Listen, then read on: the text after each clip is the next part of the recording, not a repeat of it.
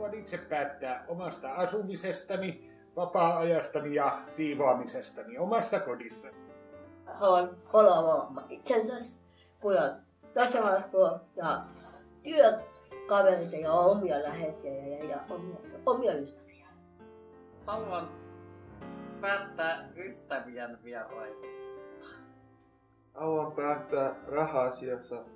On mukavampi, kun itse tietää, paljonko menee mihinkin rahaa. Tykkään päättää jotakin, mitä haluan harrastaa. Ja sitten voisin päättää jossakin vapaa-ajan jutuista.